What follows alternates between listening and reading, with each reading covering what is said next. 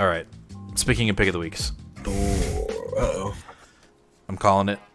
This your pick of the week? Thor number 12 is my pick of the week. Oh, boy. Just because it was awesome. We got Throg fighting, what's his name again? The alter ego? Blake. Yes, sorry.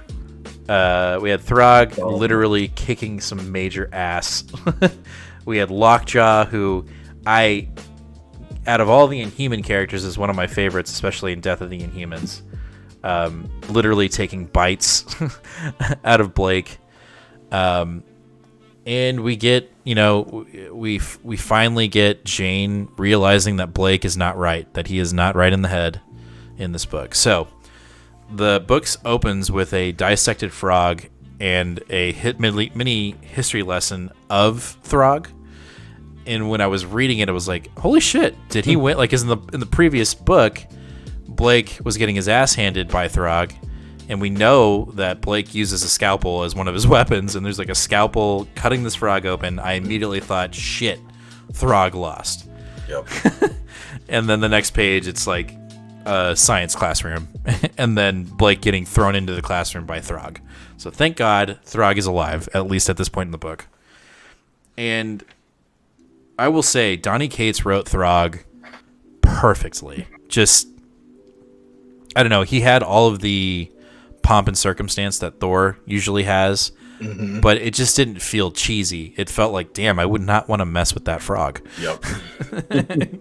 And so Blake is getting his ass kicked. He's got Scythe's, or not Scythe's, Scythe's sword. And I also think he has the axe of... What? What was that? I'm sorry. What's the name of the lady, the girl that, or the woman that does that can see everything? Scythe? Oh, Sif. Sif. Gotcha. Sorry. So he's got Sif's sword, and then I think he has the axe of Unworthy Thor, if I'm not mistaken. Yeah. Which we find out later is one of the Valkyries' weapon, or main choice of weapon. And so they're through this battle. They are literally jumping. Blake is jumping with the sword to different realms, and Lockjaw is jumping with Throg to catch him. And so it's literally just this battle between realms, and it's beautifully done. I mean, I think this was the highlight of the book, to be honest with you. Yeah, Nick Klein is just... he's awesome. Like, his I style is so good.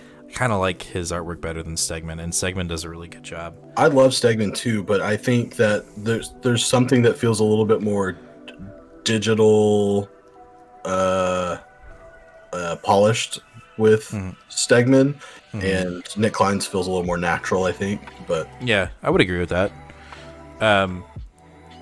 So at one point, it looks like Blake, he eats Throg. He captures Throg and puts him in his mouth and is like, "Oh," and he looks at Lockjaw and goes, "You lose." And as he's saying that, he's like, "Wait a minute," and there's a shot of a mini hammer going through Blake's mouth, just right, blowing his teeth out and bursting his lips open. Yep, and then Throg flies out, through his and gets his hammer, and they continue to fight, and it looks like they actually subdue him. They're like, hey, we got him. They knock him out, and there's this big, boom, just kick-ass thing where Throg, hits him in the noggin. Mm-hmm.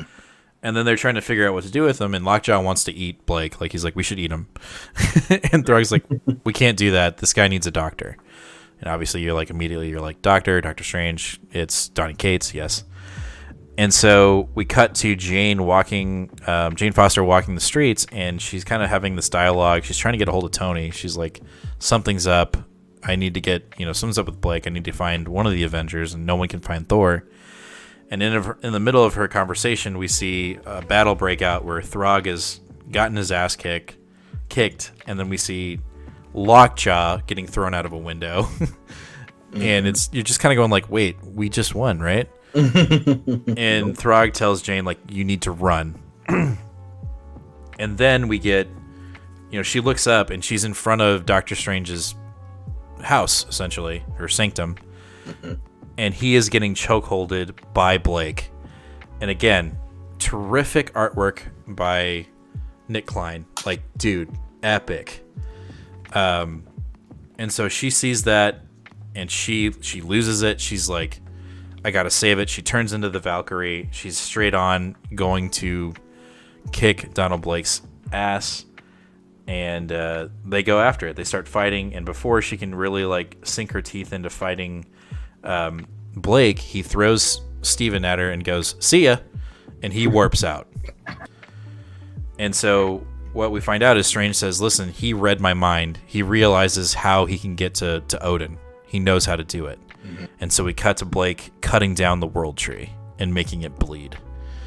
And so, dude, just epic shit.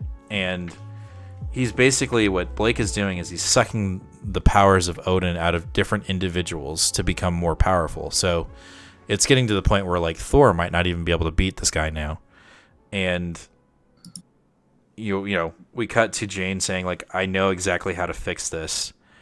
And the end of the book basically ends with her finding Odin in a bar and calling him out and saying like, you need to clean up your mess. Your children are running amok. And Thor and Odin's kind of like, say what now? But overall, this book did everything for me. The artwork, fantastic. The writing, fantastic. It felt like a movie. I felt like the pacing was correct, and it blew me away. And yeah, I mean, I think a lot of people might find the Odin reveal a little kind of meh, but I liked it a lot. I did too. So, I did too, and I'm actually going to double down on this book. Ooh. And pull reverse on you and say that this is my pick of the week as well. Whoa, ladies and gentlemen, that is a live thing. That because we discuss prior to the show, we'd say like, hey, what's your pick of the week, so we can kind of, prep it. But damn, dude, I guess I just did a good job of selling it. Well, for some reason, when I was right as we were prepping and I was getting all my books in order, I saw this book, and I feel like when I was thinking back on it, I was thinking back on like the previous issue of like Donald Blake going around like having dinner with Jane and stuff like that. Yeah. And then when we got here to talk about it, and I opened this page, and the first page I opened it to was Donald Blake's mouth getting burst open. I was like, yeah. Wait a minute. I was like, no, this issue was so much better than I remember. It was intense, dude. Like, it was just a good issue. Yeah. And what's crazy is the past 3 issues, Thor has not been in any of them. He's been stuck in the world tree. Yep. So, yeah, this issue's dope. Donny Cates is on fire. And I hope he goes further than 35 issues on this run. I'm going to be very disappointed if he doesn't. Yes, I agree.